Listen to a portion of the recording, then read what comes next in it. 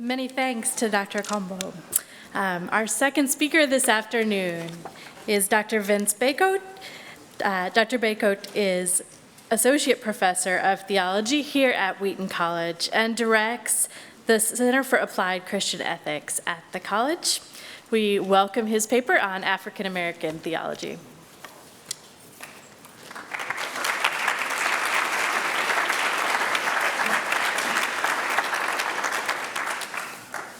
Good afternoon. The 2008 presidential election campaign was the context for introducing Black theology to a nationwide audience.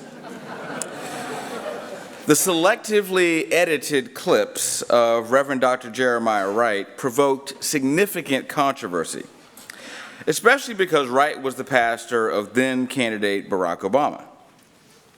As members of the news media inquired about the beliefs of Wright, Black liberation theology moved to center stage and became part of the national consciousness.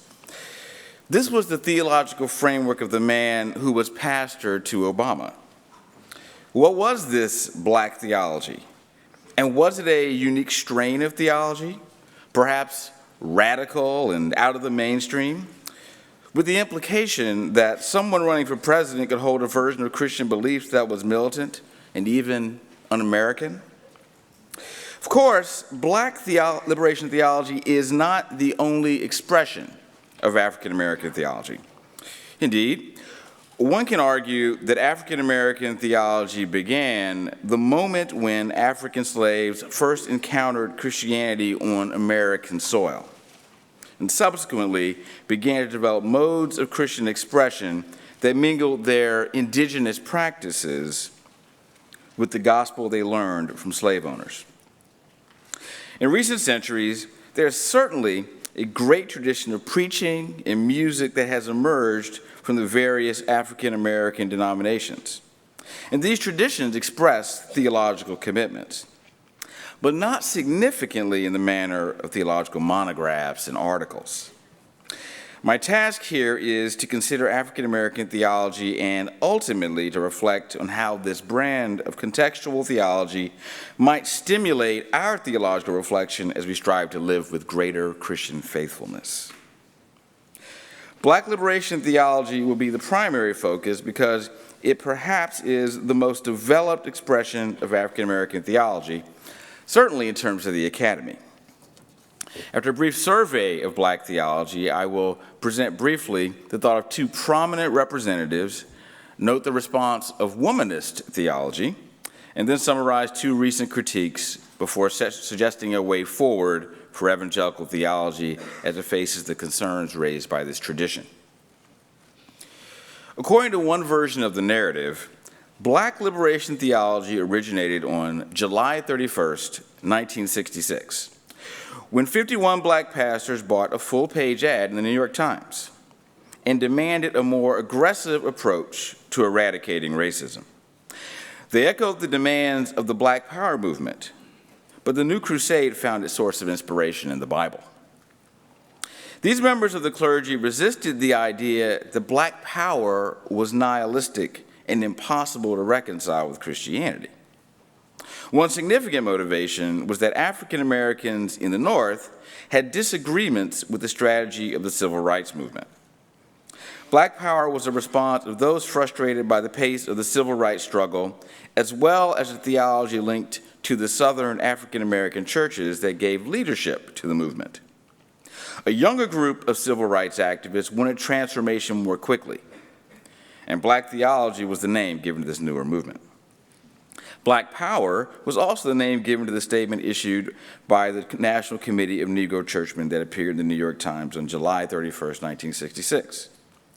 The pioneers of Black theology were determined to extrapolate from the concept of Black power a theological referent that would not only vindicate the young civil rights workers laboring in the rural South, who wanted to apply more severe sanctions against white diehards, but would also galvanize the left wing of the Southern-based civil rights movement and reassemble it within the province of Black Christians who lived in the urban North. It would not be an overstatement to regard black liberation theology as a response to a particular set of despisers of religion who would only find Christianity viable if it took their concerns for equality and social transformation seriously. Black liberation theology emerged as an attempt to answer the question, how can a person be Christian and also committed to addressing the oppressive legacy of racism in the United States? How can you have a gospel that is not only about going to heaven, instead of being concerned about justice and peace in the present? Can you have a Christian faith that changes the way that black people see themselves? Can you have a faith that proclaims justice and proper self-regard? The Black Power Statement was a public document aimed toward validating the concerns of those associated with the Black Power movement. The work of James Cone emerged as a way to speak to the concerns of those for whom Christianity was discredited because of its failure to be relevant to the black consciousness and Black Power movement. Before I focus on Cone, 2 comments. First, it is interesting to observe that black liberation theology emerged around the same time as feminist theology and Latin American liberation theology, though all 3 emerged without knowledge of the others. Second, it's important to note some of the other prominent writers in black theology who are sometimes obscured by the length and width of Cone's shadow. For example, J.D. Otis Roberts is a very important figure who was already writing a version of black theology before Cone's work emerged and who places a significant emphasis on reconciliation as part of the agenda. I once overheard Roberts actually say basically, I was writing black theology before James Cone even thought about writing black theology. So, I was there, so to speak. Okay. Another figure who emphasized black religions as a critique of black theology was Charles Long, who claimed that blacks practiced religion but didn't do theology because theology is a Western construct. Other figures include Major Jones, Gayrod Wilmore, Albert Cleage Jr., William R. Jones, and Vincent Harding. These figures have a range of opinion and emphasis in black theology, even as there is common concern for the liberation of African Americans. Turning back to Cone, it is helpful to note the following statements that reveal his mindset as he moved toward black theology and black power, which came out in 1969. Quote, while reading Martin Luther King Jr. and Malcolm X, the blackness in my theological consciousness exploded like a volcano after many dormant years. I found my theological voice. The turn to blackness was an even deeper metanoia experience than the turn to Jesus. It was spiritual, radically transforming my way of seeing the world and theology. Before I was born again into thinking black, I thought of theology as something remote from my history and culture, something that was primarily defined by Europeans whom I, at best, could only imitate. Blackness gave me new theological spectacles, which enabled me to move beyond the limits of white theology and empowered my mind to think wild, heretical thoughts when evaluated by white academic values. Blackness opened my eyes to see African American history and culture as one of the most insightful sources for knowing about God since the Bible was declared a canon, unquote. The black experience became a valid primary source for Cone's theological reflection.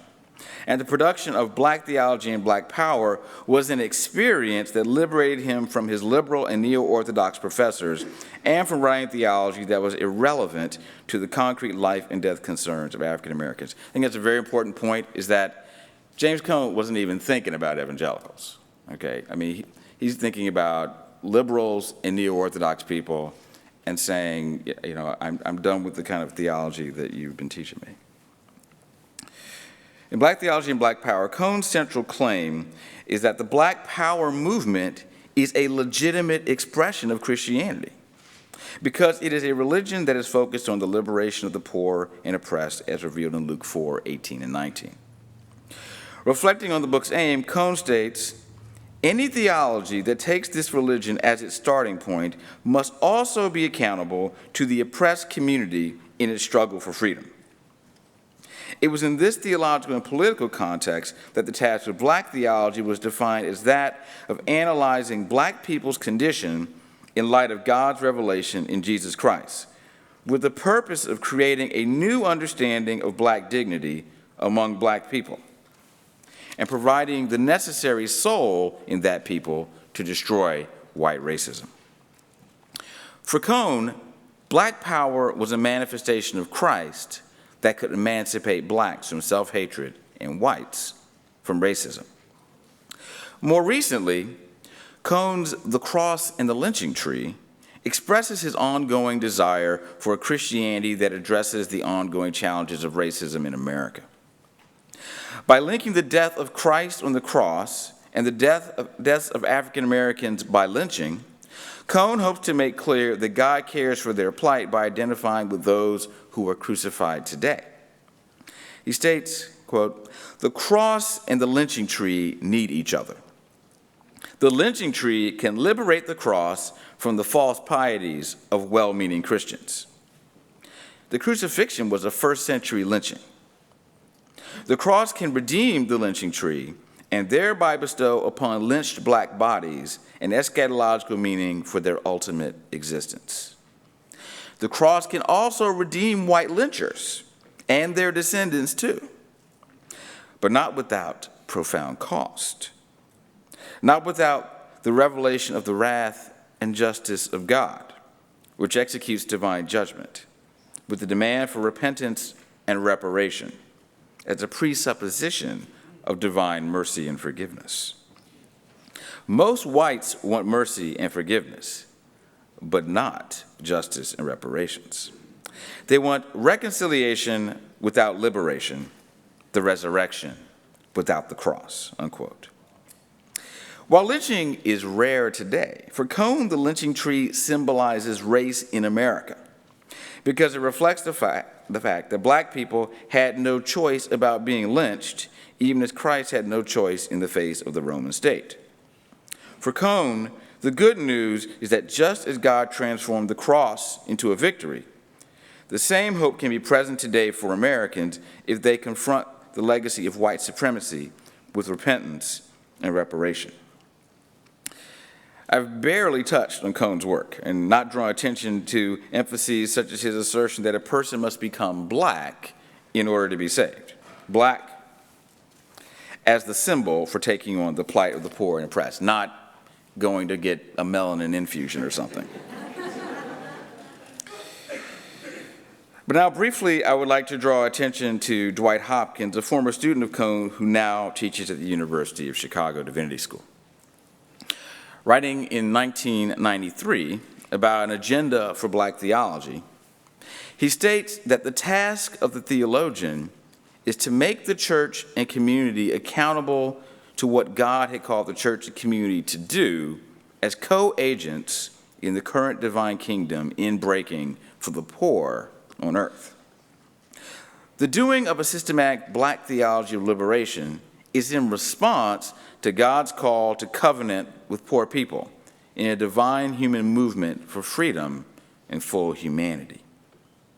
A constructive black theology of liberation is a mediation between what poor African Americans of faith believe and do by force of habit on the one hand, and a systematic tradition where oppressed black folk self-consciously struggle for full humanity in God's divine realm on the other hand.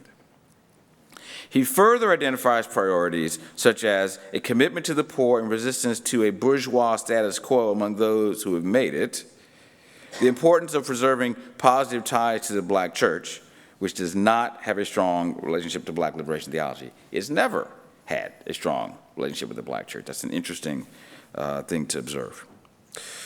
A greater focus on black women and a challenge to a monopoly capitalist system.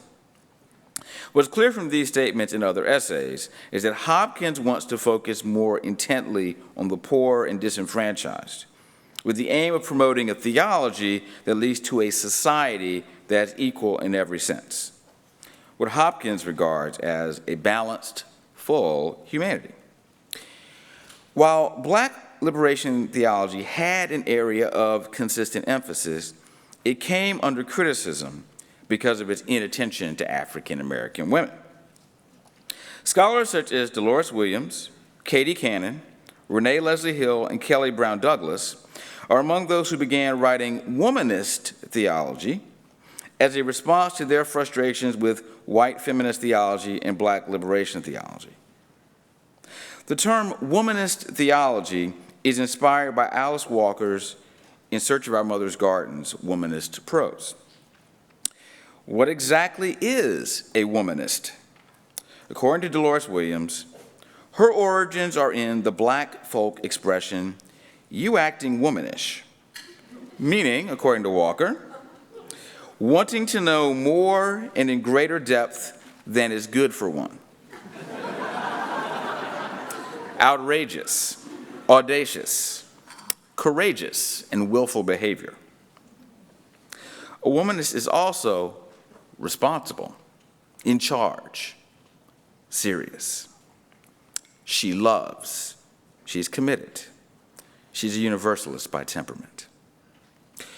Brown Douglas says, womanist symbolizes Black women's resistance to their multidimensional oppression, as well as their self-affirmation and will to survive with dignity under dehumanizing social historical conditions. This approach aims to bring theology into contact with the unique experiences of African American women, with a resultant theological articulation that modifies Christian discourse as necessary, such as critiquing a cross-centered theology because of its possible use in sanctioning the victimization of women and children. Black liberation theology and womanist theology are contextually derived theologies that clothe the Christian message in language that attends to varieties of oppression. I now move to two critiques of Black theology from Alistair Key on the more liberal side and Anthony Bradley on the more conservative side. Key's The Rise and Demise of Black Theology leaves nothing to the imagination with these opening words, quote, "Many theologies describe themselves as contextual. They arise within a certain sociocultural context and respond to it. But frequently, they are not contextual enough. Contexts change, but the theologies continue, repeating their original forms. So it is with Black theology. Its dominant form emerged in the 1960s and 1970s, an important movement which displayed courage and creativity. By the 1990s, the context had entirely changed, but this contextual theology did not reposition itself. Far from exhibiting a new flourishing of creativity, commitment, and imagination, it has been content to repeat the mantras of a previous period. One way that Key establishes his claim is by critiquing the 1998 conference that produced the volume Black Faith and Public Talk, Critical Essays on James H. Cone's Black Theology and Black Power. While affirming the significance of Cone's important text, he regards the great majority of the book's essays as uncreative and insufficiently critical. They fail to help establish a new direction for Black theology. This new direction is found in a more direct emphasis on the plight of the poor everywhere, along with the critique of capitalism and its effects on the continent of Africa. In spite of the agenda expressed in Hopkins' comments above, he concludes that essentially nothing new has been said. Key is a white European. Thus, some may wonder why he has such a concern about Black theology. In fact, if you read the foreword to the book by Victor Anderson, he talks about the fact that I was told not to write the foreword to this book. but he did anyway. So why does Key have such a concern? His answer, why? Because the forces of oppression and exploitation are increasingly taking control of the world through the processes of global capitalism. They cannot be successfully opposed simply by progressive Europeans. It requires an alliance of men and women of goodwill throughout the world. In this, Black Americans could play a vital part if they read the new context and move their agenda forward. Key's claim is that Black theology, as it currently exists, is dead. Hence the presence of the word obituary in the title of his concluding chapter. He doesn't really leave anything to the imagination there. Anthony Bradley's Liberating Black Theology, the Bible and the Black Experience in America, also echoes the critique that Black theology is limited by its identification with a particular contextual moment. From Bradley's perspective, both the work of Cone, Hopkins, and others relies upon the view that African Americans are perpetually victims. One of the obvious limitations of victimologist anthropology is that it runs aground when confronted by African Americans who are middle class and above. And more significantly, it veers theological reflection away from historic orthodoxy when that anthropology is the primary theological starting point. One can ask, what are the prospects for Black theology when the contextual moment has significantly changed and the immediate challenges are different? Is it necessary to articulate salvation as a particular form of liberation, as the emancipation for specific forms of injustice in the experience of African Americans? Bradley also critiques the view of Marxism espoused by some Black theologians, arguing that, in fact, the Marxism of Black theologians is different from the thought of Marx himself. For example, Bradley states, quote, Cone equates his understanding of the oppressed with the Marxist idea of alienation, resulting in misapplication of what Marx intended. Marx believes workers are alienated because they have no control over their employment decisions, thus leaving them humiliated. Cone, on the other hand, is not as concerned about the relationship between employment and management as he is about the relationship between races. A more accurate application of Marx's thought regarding social structures will lead to an evaluation of the relationship between church leaders and parishioners in hierarchical church bodies. The critical question never fully examined by Black theologians who promote the use of Marx is whether the Black condition in America is analogous to the socioeconomic of the condition of the proletariat of whom Marx wrote. Otherwise, serious problems abound, unquote. While Bradley concurs with the concerns about racism and white supremacy expressed in Black theology, he finds the project to be flawed. Where does African American theology go from here? And what is the current task ahead for evangelicalism as a whole in light of the concerns raised by Black liberation theology and these important critiques of it? First, it is important to recognize that we live in a cultural context that presents new challenges for addressing seriously the ongoing legacy of racism. The United States has elected a biracial president, a man who is half African. And this reality leads some to believe that we are past the need to give significant attention to the ongoing ripple effect of slavery, Jim Crow laws, institutional racism, and the more invisible forms of racism that remain at work. Perhaps one way to frame the question is to ask, if racism is such a thing of the past, and if there is nothing left for us to do, then why is it that in the United States, evangelicalism as a movement remains predominantly white? Why is it that in the evangelical institutions and organizations, minorities are not consistently part of the population? Why is it that I can count fewer than 20 African American PhDs in theology who will identify as evangelical, and why is it that some who do would rather hang their hat elsewhere? In this regard, my point is not that evangelicals have decisively failed in their efforts to address the legacy of racism, but to inquire about the level of priority given to addressing multifaceted contemporary challenges linked to racial and ethnic concerns. This is not a case of asking for special attention, but an inquiry into how evangelicals understand the priorities of the mission of the church. Evangelicals are people of the book, a population that gives greater attention to reading the Bible than many other Christian demographics.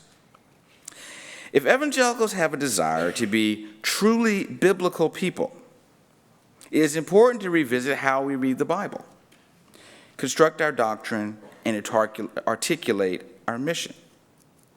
Perhaps one way to think of this is by considering how we understand part of the gospel mission to be a Christian witness that constantly seeks to live out the full dimensions of the first and second greatest commandments. If the first commandment is to love God with all our heart, soul, mind, and strength, does it prompt us to ask whether there are ways that facets of our identity, cultural, political, racial, socioeconomic, national, etc., whether there are ways that facets of our identity impede our ability to truly worship God alone? Likewise, if the second commandment compels us to love our neighbors as ourselves, are we constantly looking for ways to seek the good of our neighbors, that's all other human beings, in the same way that we seek our own flourishing? More specifically, have we considered how obedience to the second greatest commandment might lead us to give greater priority to engaging and addressing the challenges of race, poverty, and class that remain? Another consideration that arises for us is proper regard for context. How should we account for context in articulating a truly faithful theology? This question poses a distinct challenge, I believe, because it is very easy to validate a strategy that overcompensates for the preeminence of European and white North American perspectives in theology. It is certainly true that many minorities within evangelicalism arrive at a place of frustration because certain theological questions are assumed to simply be biblical, while the questions of minorities are labeled as questions of black theology or Latino theology, etc. In response, sometimes those in the minority desire to articulate their biblical interpretation and theology in a manner that accords with their cultural lenses.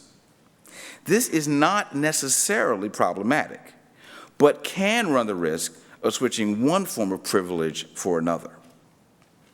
In my view, a better path is one where we are constantly asking how to better deepen and broaden our understanding of the faith by a constant process of refinement. This refinement arrives by the continual interrogation of our theological method and articulation. We ask questions such as, what might be missing in the tradition as passed on to us? How do I faithfully articulate the truth of the faith in each locality? What do I keep from what was handed down to me? And what contributions from other contexts can bring greater illumination to our faith and compel us toward greater fidelity to the gospel? The role of context is important so we can speak the faith clearly everywhere we take it. But it is also important that we resist the temptation toward idolatry. Another challenging question for us is, how are we to move forward without being confined by the legacy of race? In other words, how do we affirm common humanity and cultural distinctiveness and particularity without finding ourselves limited by the discourse of race? It is important to tell the story about the modern construction of race as one means to expose the idolatry of white supremacy.